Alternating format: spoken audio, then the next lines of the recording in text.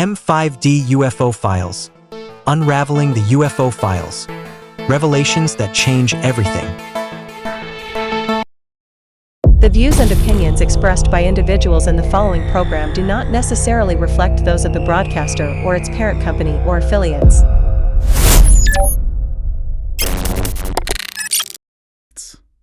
You are now listening to M5D UFO Files, unraveling the secrets of aerial phenomena. Subscribe now and dive deep into the unexplained with M5D True Dark Files. Have you ever looked up at the night sky and, really wondered if we're truly alone in this vast cosmic ocean? Or maybe if there's actually way more going on up there than we normally see, something hidden just under the surface of the official story. Yeah. It's a question that's fascinated people for, forever, hasn't it? Makes us stare up there with this mix of awe, maybe a little fear, and just this endless curiosity. Exactly. And today, we are taking a really deep dive into that specific human quest, the search for extraterrestrial life. Right. But it's not just, scanning the stars or shooting off rockets. It's this whole complex journey. We're looking at the science, the exploration attempts, those bold efforts to communicate across, unimaginable distances, and also the huge impact, sometimes kind of unexpected, that our first steps on another world actually had on us, on how we see ourselves. We're not stopping there, are we? No, definitely not. We're also going to get into some pretty startling, pretty controversial theories. Ideas about government secrecy, maybe the influence of these powerful sort of shadowy groups. And that whole unsettling idea of a manipulative alien agenda happening right here on Earth. Precisely. It's a lot to cover. Yeah, it is. So our mission today is to take this huge pile of information. You've got the official NASA stuff, those really thought-provoking ancient astronaut theories, and then the challenging insights from Dr. Stephen Greer. Often very challenging. Right. And we want to synthesize it all for you. We're going to try and carefully unpack these complex, often totally conflicting stories and pull out the most important bits, the aha moment. Key takeaways. Exactly. So you feel genuinely well-informed by the end. It's a big task, but hopefully we can make it digestible, maybe even a bit fun. Well, the goal is definitely to give you a shortcut, right, to getting up to speed on these topics. We want to help you connect the dots, maybe spot patterns in these really diverse viewpoints. So you can critically evaluate what's being claimed out there. Yeah, and just understand why it all matters. Because figuring out how these stories fit together or don't fit together, from the purely scientific to the really speculative stuff, it really does shape how we see our place in the universe. Yeah. And, what our future might look like. Okay, let's dig in. NASA's main job, the one they talk about publicly, has always been about understanding space and, finding life. That's a big one. So first up, let's head to Mars. Our closest neighbor, the planet that's kind of teased us for generations. We're talking about a massive ongoing effort here. Missions like the Mars Science Laboratory, launched back in November 2011. A huge undertaking. And the absolute star of that mission, obviously, was the Curiosity rover. Oh, Curiosity, yeah. It landed so precisely on Mars back in August 2012. And it wasn't just, another remote-controlled car up there. Right. It was basically a rolling laboratory, super sophisticated, designed with this incredibly specific goal to figure out if Mars, past or present, could actually support microbial life. So what does it actually do up there? Well, it's packed with instruments, right? Advanced tools designed to analyze the Martian surface, even look a bit underground. It's searching for signs of liquid water from the past, things like old lake beds, maybe river channels, evidence of ancient oceans even. Wow. And it digs into the soil, analyzes the chemical makeup. It's looking for organic molecules, the basic building blocks of life, trying to see if the conditions were ever right for life to get started. And the stuff Curiosity and the later missions have found, it's genuinely mind-blowing, right? It completely changes how we think about Mars. Absolutely transformative. I mean, Mars today is this super cold, dry place with barely any atmosphere to speak of, but the evidence is just overwhelming now. It wasn't always like that. So what was it like? Well, picture this. Mars with a thick atmosphere, maybe even a blue sky like ours, clouds, actual rain. Wow. And liquid water. Lots of it. Forming huge lakes, maybe even a vast ocean in the northern hemisphere. Those are exactly the conditions scientists think life needs to get going, right? Precisely. The conditions considered conducive for life to form and potentially thrive. So the big question, the really tantalizing one is, okay, if the conditions were right, did life actually start there billions of years ago. And could it still be there? Maybe underground? That's the hope. Maybe it survived by retreating below the surface, finding pockets of water, protection from the radiation and the cold. As the planet changed so dramatically over eons, it's a really compelling idea. Makes the search feel much more immediate. And this whole shift in understanding Mars, this idea that it was habitable, it leads to this other concept, which sounds totally sci-fi, but scientists actually discuss it seriously: terraforming. Right, terraforming. It's this hypothetical process, but one that gets studied more and more. The idea is you deliberately change a planet like Mars, its atmosphere, its temperature, its surface, to make it Earth-like. So, like, habitable for us, or just life in general. Potentially both. Capable of sustaining life as we know it, maybe eventually even human settlements. And what's really amazing is the scientific consensus that Mars is, and this is a quote, unbelievably terraformable. Unbelievably terraformable. Really. Yeah. Meaning it's theoretically possible. It would take incredible technology, vast amounts of time, but the basic ingredients and conditions are there, making it potentially feasible to introduce life, foster its growth, basically give Mars a second chance at being a living planet. Yeah. Like planetary gardening on a massive scale. And the scientists actually looking for life, the astrobiologists, they seem pretty optimistic, don't they? Remarkably so. They often predict there's a very good chance of finding evidence of life beyond Earth, maybe in the next 25 or 30 years. That's really soon, in our lifetimes, potentially. Exactly. Think about it. Answering that massive question, are we alone? It might actually happen relatively soon. Most NASA scientists genuinely seem to think that future missions, maybe to Mars, maybe to moons like Europa or Enceladus, will find something, either current life or fossilized evidence. The impact of that discovery would be just colossal, unimaginable. It would change everything about how we see ourselves and our place in the cosmos. So while we're searching close to home, digging in the Martian dirt, we're also doing something incredibly bold. We're actually shouting into the void, aren't we? We are. NASA hasn't just been listening. They've actively tried to contact alien life, sending out these carefully designed messages on space probes destined to travel for, well, potentially billions of years. It really shows that deep human need for connection, doesn't it? Not just discovery, a sort of cosmic hello. It absolutely does. And the first really big attempt at this were the Pioneer plaques, launched way back in 1972. Right. On Pioneer 10 and 11, what were they exactly? They were these small gold-anodized aluminum plaques, pretty small, like 6 by 9 inches, bolted onto the side of the Pioneer probes. And those probes were special, right? Very special. They were the first human-made objects ever sent on a trajectory to completely leave our solar system, to head out into interstellar space. Wow. Just imagine that, sending our little calling card out into the infinite dark. Maybe it'll never be found, but we sent it anyway. That takes some guts. It really does. And the guys who designed these plaques, icons, Dr. Carl Sagan, obviously famous for making science accessible. Cosmos. Exactly. And Frank Drake, the founder of SETI, a pioneer in the whole search for intelligent life, they had this immense challenge, almost philosophical. How do you create a message that some unknown alien intelligence could possibly understand across potentially vast differences in evolution, technology, perception? So what do they put on it? Symbolic images, a drawing of a nude man and woman, the man raising his hand in greeting, meant to show our form, and a universal peace sign, hopefully. Also a map of our solar system showing where the probe came from, and crucially, a diagram of 14 pulsars. Pulsars. Why pulsars? Because pulsars are like cosmic clocks. They're neutron stars that spin incredibly fast and emit radio beams at very precise intervals. So, if an advanced civilization found the plaque, they could theoretically use the locations and frequencies of those specific pulsars to pinpoint our sun's location in the galaxy and even figure out when the probe was launched. That's genius. But it assumes they understand physics, astronomy. Huge assumptions, yes, about their intelligence, their senses, their ability to decode diagrams, their grasp of mathematics and science. They had to bet on the universality of physics. And they didn't just do it once. 5 years later, 1977, Sagan and his team did it again, but bigger, right? The Voyager Golden Record. Oh yeah, the Golden Record. Yeah. Even more ambitious. This time it wasn't just a plaque, it was an actual gold-plated copper phonograph record, like an old LP, attached to the Voyager 1 and 2 probes. Also heading out of the solar system. Yep.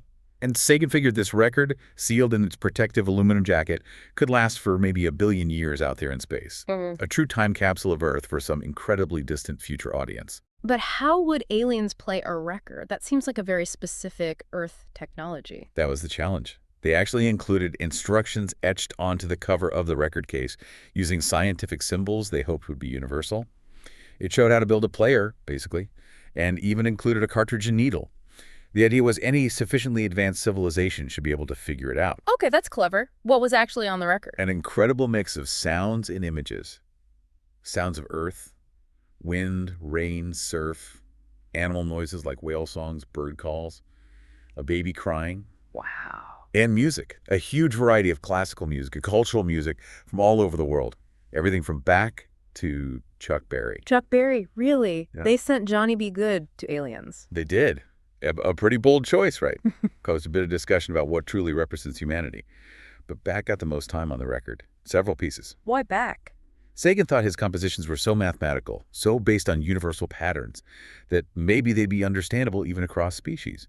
A language of mathematics and music. Makes sense. And pictures, too. Yep, 115 analog images, photos of landscapes, human structures, different cultures, biological diagrams, and spoken greetings in 55 different languages. A real snapshot of human diversity.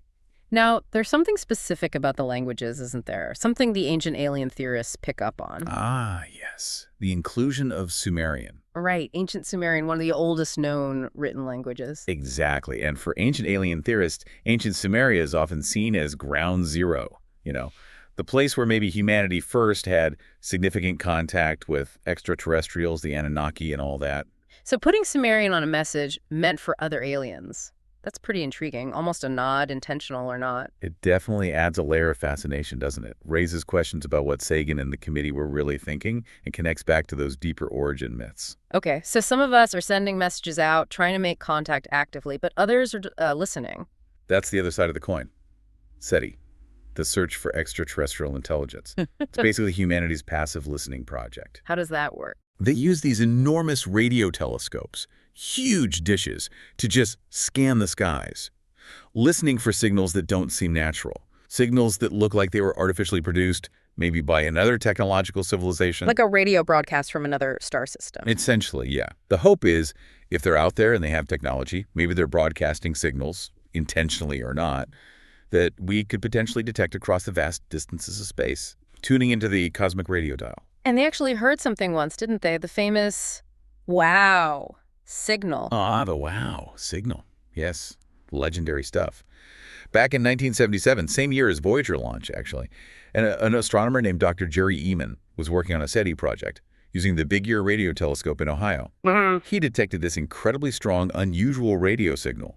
It lasted for 72 seconds, coming from the direction of the constellation Sagittarius. What was so special about it? It had all the characteristics they were looking for. It was narrowband, meaning it occupied a very specific frequency, unlike natural radio noise, which is spread out.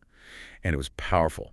Eamon was so astonished by the printout for the telescope, he famously circled the data sequence and wrote, "Wow," in the margin. So, was it aliens? Well, that's the billion-dollar question. Eamon himself strongly believed it was the best candidate for an extraterrestrial signal they'd ever found. But here's the frustrating part. Despite decades of searching that same patch of sky with much bigger and better telescopes, They never heard it again. never heard it again, not once. So it remains this incredible, tantalizing mystery. Was it a genuine signal that just happened once? A probe passing by? Or some kind of undiscovered natural phenomenon? Or even Earth-based interference they couldn't explain? We just don't know. Wow. So close, yet so far. Is SETI still going today? Oh, absolutely. They're constantly upgrading their technology. The new Allen telescope array, for example, funded partly by Paul Allen from Microsoft. Its goal is to survey up to 1 million stars, a huge increase in scope. 1 million stars?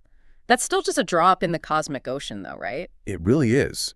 The researchers themselves compare the scale of the search to trying to find one specific glass of water in all the Earth's oceans combined. It's daunting. It's an incredible testament to human persistence, really. Yeah. And our deep-seated curiosity. We keep listening, even against those astronomical odds, hoping for that cosmic connection. So these public missions, probing Mars, sending messages, listening, they all show this fundamental human drive to know if we're alone. Definitely. It's woven into our scientific endeavors. But then there's that other huge event, our first actual physical step onto what you could call alien terrain, the moon landing.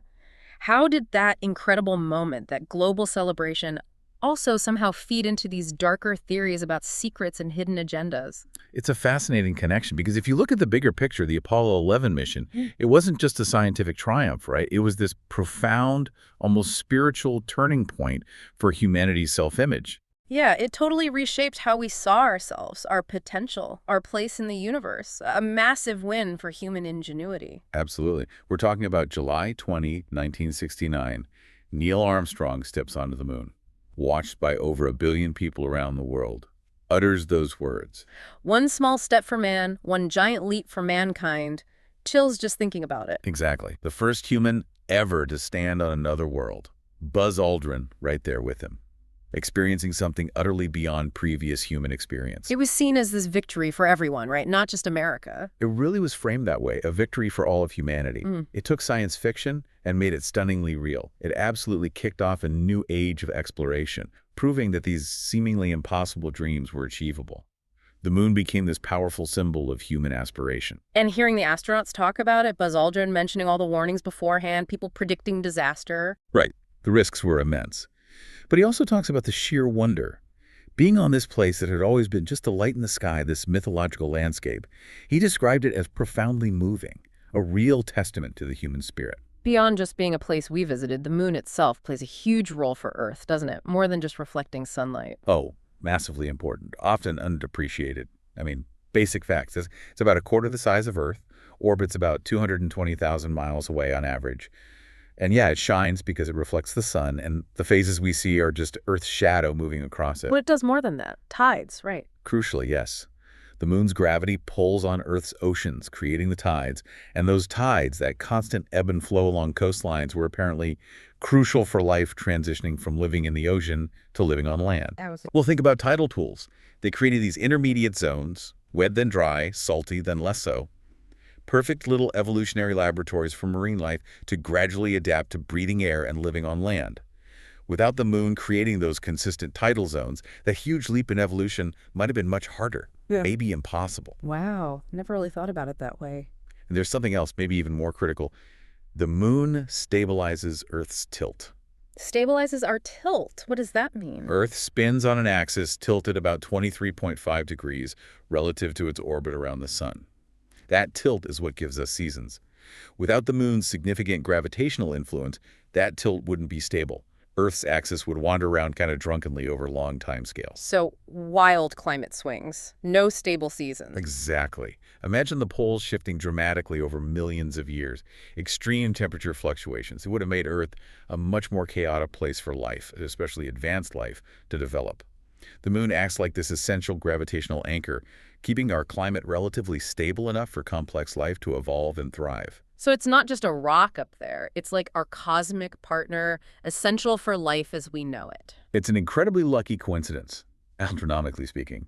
A large moon, relative to its planet, is quite rare. We really lucked out. But despite being so vital to us, the moon itself is, well, not exactly welcoming, is it? Not at all. It's incredibly hostile to human life. There's basically no air to breathe. Temperatures are extreme, boiling hot in sunlight, like 253 Fahrenheit, and unbelievably cold in the shade, minus 243 Fahrenheit. So the astronauts needed serious protection. Oh, yeah. Their suits were like personal spacecraft, completely sealed, multiple layers, life support systems, essential for surviving the vacuum, the radiation, those temperature swings. And the low gravity must have been weird. About a sixth of Earth's gravity is why they did that famous bouncing around. It was actually an efficient way to move.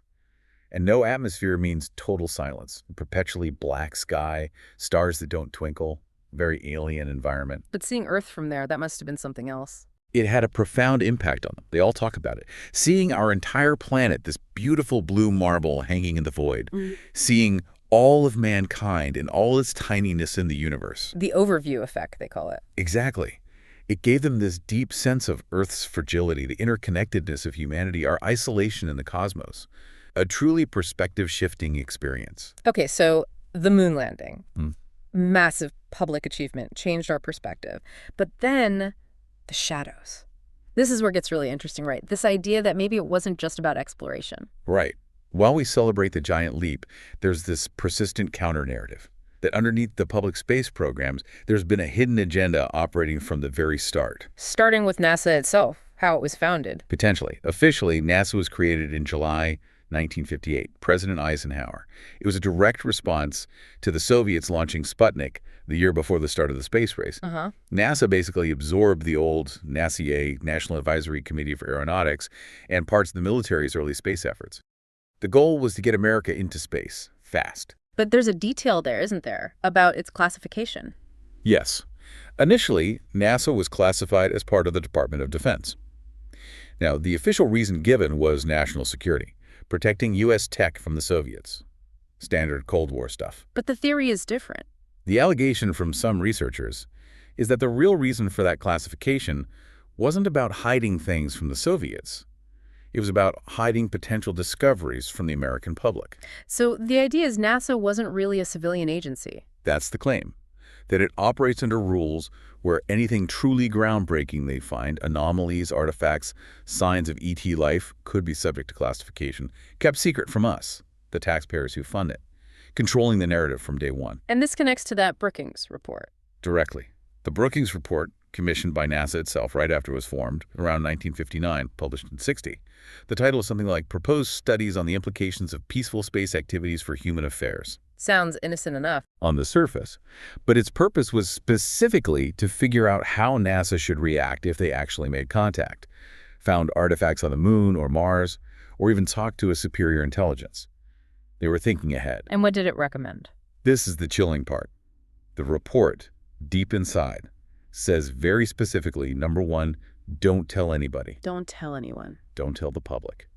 It explicitly warns that finding undeniable proof of ET life or technology would shatter the fabric of our civilization, could potentially destroy us.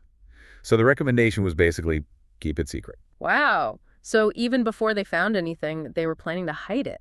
That's what the report suggests, a preemptive decision based on fear of societal collapse. It raises huge questions, doesn't it? Yeah, like what did they assume about us? That we couldn't handle the truth, and who gets to decide that? Exactly. Was it genuine concern for stability, or was it about maintaining control? Keeping a lid on something that could fundamentally change the power structures on Earth. It implies this deep-seated desire for control by authorities. And it gets even weirder, doesn't it? With alleged ties to secret societies. That's another layer to this alternative narrative.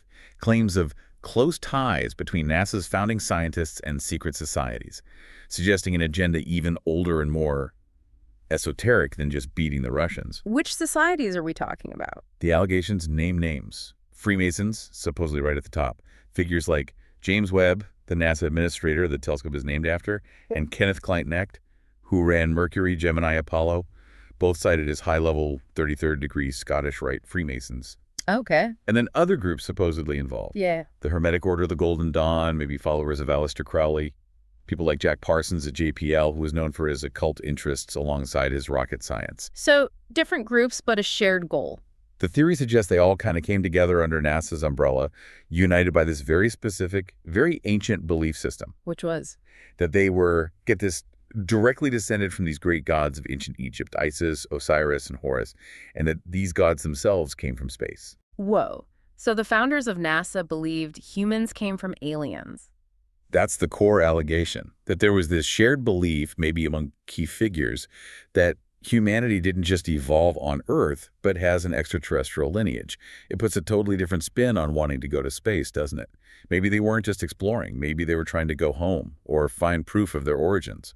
Is there any, evidence cited for this, besides naming names? Proponents point to symbolism. The repeated use of the number 33, which is apparently a hugely important number in Freemasonry and other secret societies. Where does 33 show up? They cite examples like Runway 33 at Cape Canaveral, where the shuttles landed, Launch Pad 33 at White Sands, a key test site. They argue these aren't just coincidences, but deliberate symbolic markers hidden in plain sight. So if this theory holds any water, what was NASA's real mission then? According to this view, the real core mission in the beginning was essentially to go to the moon, retrieve evidence, proving there was a prior advanced civilization in our solar system, bring it back, and confirm this ET origin story. And the public stuff? The science? That's just a cover. Or preparation. Maybe a bit of both. A cover, but also a very slow, controlled release of information. gradually preparing the public for a much bigger truth down the line. This ties into the whole secret space program idea, doesn't it? Absolutely. Many researchers, whistleblowers too, are convinced that the public NASA missions, the rockets and rovers we see, are really a cover for what they call a secret space program. Operating completely in the dark. Totally unacknowledged. Outside public view, outside congressional oversight, maybe even unknown to most people within NASA itself. Highly compartmentalized. And using different technology. That's the key claim. Technology far beyond rockets. More of an alien-type technology, some kind of anti-gravity-type craft. Like flying saucers? Essentially, yes. Based on maybe reverse-engineered alien tech or breakthroughs in exotic physics field dynamics, zero-point energy stuff researched intensely, often in secret back in the 50s and 60s, looking for breakthrough propulsion systems that could travel between planets much faster than rockets. So where would these craft be going? The theory suggests covert trips to secret bases on the moon, maybe underground, run by this secret program.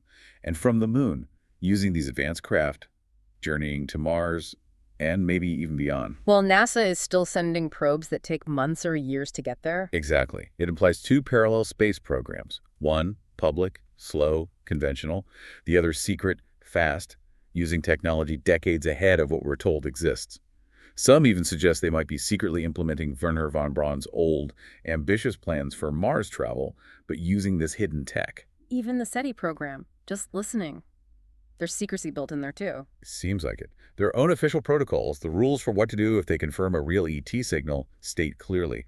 News of the event should be kept secret until the authorities have been notified. So don't tell the public first, tell the government. Right, and then, the protocols say, the government will then decide whether or not to try and make contact. They hold the cards. Why? What's the fear? Same fear echoed in the Brookings report, that the message itself, or just the knowledge of contact, could transform our society and maybe destabilize it. It shows that same institutional caution, that deep-seated desire to control the information and the outcome. Transparency doesn't seem to be the priority.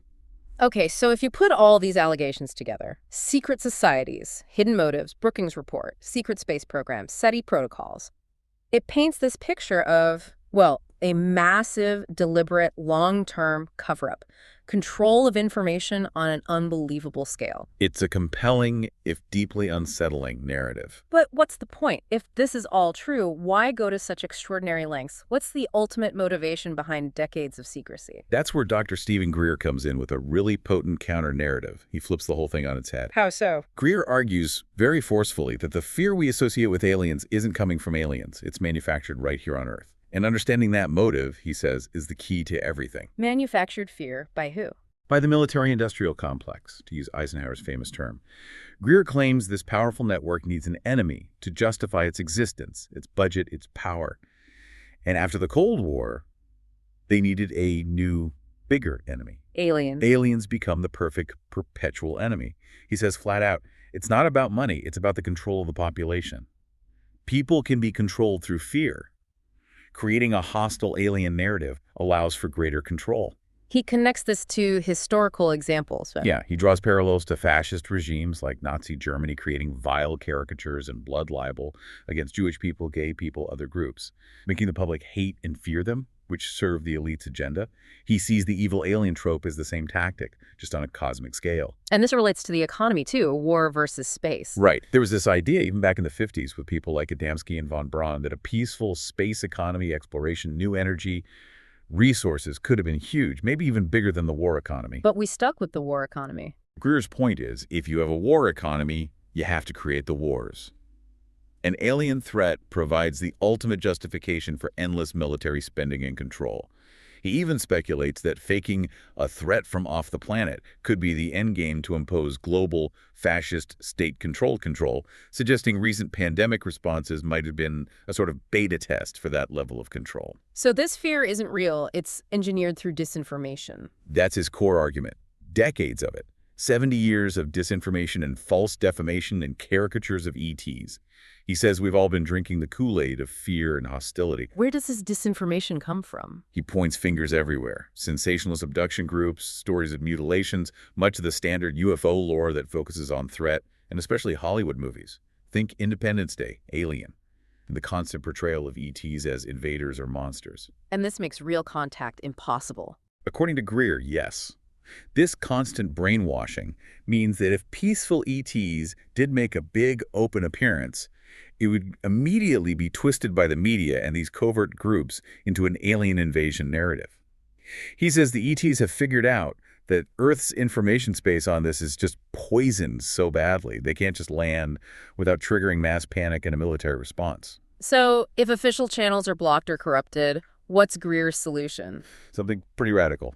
Cosmic civil disobedience. Cosmic civil disobedience. What's that? It means individuals taking the initiative, bypassing governments, bypassing the military-industrial complex, and initiating direct, peaceful, nonviolent contact themselves through consciousness. How? Like meditating. Exactly. He calls it C5 contact, close encounters of the fifth kind, which specifically refers to human-initiated contact, often using techniques like deep meditation, remote viewing, projecting peaceful intent, not waiting for them to land, but reaching out consciously. The goal is empowerment, taking back control. Precisely. It empowers people to find out the truth for themselves. It sidesteps official disclosure entirely, which he believes might be manipulated anyway. It disarms the fear-based control system. He has a story about this, doesn't he? About contact. Yeah, a personal one. He describes an experience where an ET being communicated with him, the message being simply, "It's time." And he had this realization. What we're doing for contact, the C5 approach, was the thing the secret keepers were most afraid of. Because it's decentralized, peaceful, and uncontrollable by them. And Greer insists these ETs are actually benevolent. Absolutely. He's unwavering on this. He says they are not only very peaceful and non-harmful, but actually quite enlightened, deeply versed in consciousness and deep spirituality, understanding the cosmos as a quantum-conscious, beautiful universe, the complete opposite of the Hollywood monster narrative. Does he offer proof for any of this, besides his own experiences? He claims to have a large network of whistleblowers. Over 985 people like Colonel Philip Corso, he says, who have come forward, often confidentially, with insider information about secret projects, recovered craft, suppressed contact. Some supposedly even much more involved than Corso was. Any specific examples? He mentions an alleged incident he calls the Roswell case in the Marianas Trench. Supposedly happened in 2002 off Guam. Involved the downing and recovery of an ET craft from the ocean floor. He says someone with top-secret clearance who was on the recovery ship is now providing testimony. Wow. Deep-sea UFOs. And he makes this other really huge claim, that he possesses the most singular, explosive piece of evidence and photograph in UFO history. He says they're verifying its origins, its provenance, but promises when it's released it will rock and change everything. Undeniable proof. That's a massive claim. It is. And related to that, he stresses how vital it is for people to understand covert human capabilities. Meaning technology we have that could fake an alien event. Exactly. Advanced holographic projections, silent aircraft based on back-engineered tech, directed energy weapons. If you don't know that humans might have this stuff operating in secret, you could easily mistake a staged false flag event for a real ET encounter or attack. You'd be confused every day, all day. Understanding the deception potential is key. To help people make contact themselves, he developed an app. Yeah, the C5 Contact app. It's designed to connect people interested in this peaceful, consciousness-based contact. Kind of like a meetup app for ET contact. What does the app do? It offers training materials, guides on remote viewing, meditation, the contact protocols his group uses, and it helps users find other people nearby who want to form contact groups. To practice these techniques together, amplify the intent. He talks about a 1% effect. Right. It's this idea based on consciousness studies and things like the Maharishi effect studies on meditation and crime rates. The theory is you don't need everyone, just a critical mass, maybe 1% of the population, like 3 million in the US, actively engaging in this positive, coherent, conscious contact effort. That could create a morphogenic field, a shift in collective consciousness, making open contact possible or even inevitable. So it's about shifting our consciousness first. That's the core message he says he received. If humanity will lead, we will match your efforts. The onus is on us to demonstrate we're ready for peaceful engagement. They won't force it, but they'll respond if we initiate it peacefully. And that explains why they don't just land openly, because of the poisoned environment. Precisely. They know a frontal public landing right now would likely trigger that militaristic false narrative, leading to chaos and conflict. So they wait for us to change the conditions, primarily our own state of consciousness and our reliance on fear. What's Greer actually doing now, as of, say, late 2025? According to the source material, he and his team are actively pushing disclosure efforts, engaging with powerful figures in Washington, trying to get the correct perspective to policymakers behind the scenes. Sensitive work, he says. And getting their films out there. Yes, working hard to make films like Unacknowledged and Close Encounters of the Fifth Kind available globally on free streaming platforms, trying to reach as many people as possible, bypassing traditional media. Still looking for whistleblowers, too. Definitely. Actively appealing for people with classified information to come forward confidentially, to provide verifiable data to counter what he calls the hoax material and spin in the mainstream. And even planning events. Yeah, mentions discussions for some kind of belated film premiere party, maybe a drive-in event given pandemic concerns, looking for venues, still trying to build that community connection. Okay, so we've covered a lot. NASA's science, the moon landing's impact, these deep allegations of secrecy and control, and then Greer's radical counter-narrative of peaceful contact.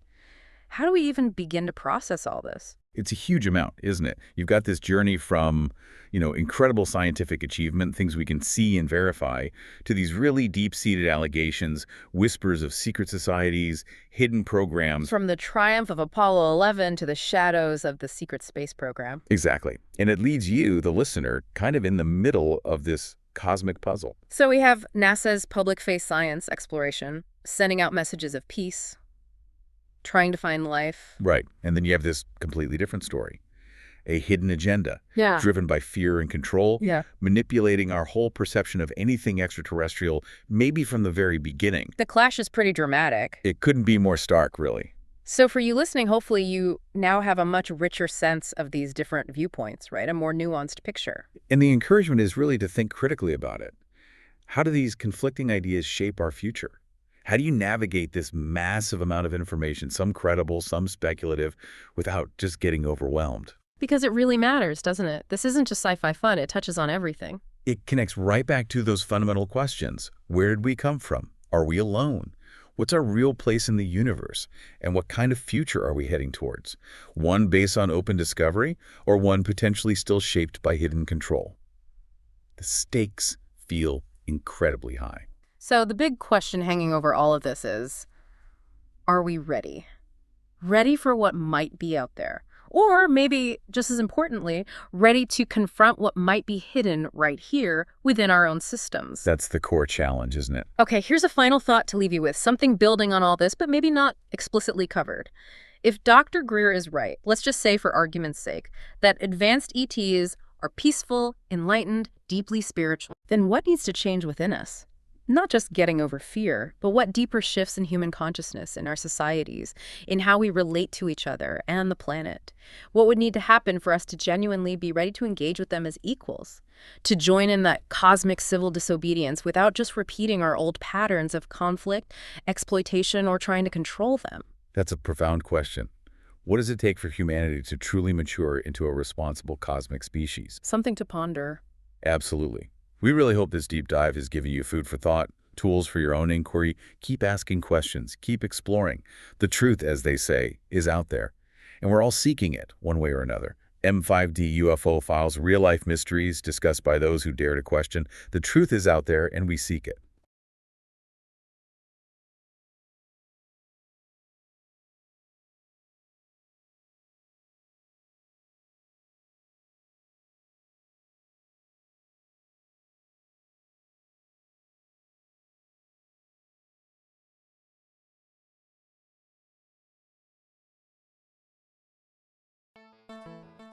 M5D UFO Files. Unraveling the UFO Files. Revelations that change everything. M5D True Dark Files exposes hidden secrets that governments hide from humanity.